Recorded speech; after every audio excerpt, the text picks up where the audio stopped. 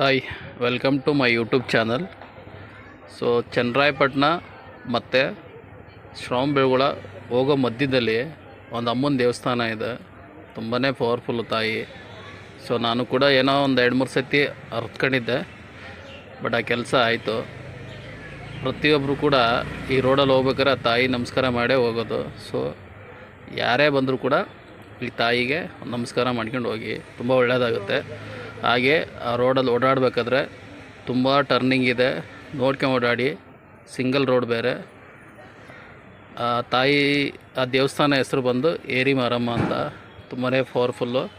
ಪ್ರತಿಯೊಬ್ಬರು ಕೂಡ ಇಲ್ಲಿ ಬಂದು ಕೈ ಮುಕ್ಕೊಂಡೇ ಹೋಗೋದು. ಹಾಗೇ ಮುಂದೆ ಹೋದರೆ ಸಖತ್ತು ಸೌಂದರ್ಯವಾದಂಥ ನಮ್ಮ ಶ್ರವಣಬೆಳಗೊಳ ನೋಡಿರ್ತೀರ. ನಮ್ಮೂರು ಹೆಂಗಿದೆ ನೋಡ್ರಿ, ಮಸ್ತ್ ಇದೆ.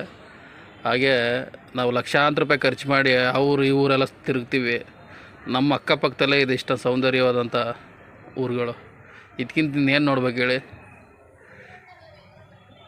ಹಾಗೆ ಈ ವಿಡಿಯೋ ಇಷ್ಟ ಆದರೆ ಶೇರ್ ಮಾಡಿ, ಲೈಕ್ ಮಾಡಿ, ಸಬ್ಸ್ಕ್ರೈಬ್ ಮಾಡಿ. ಧನ್ಯವಾದಗಳು. Thank you very much.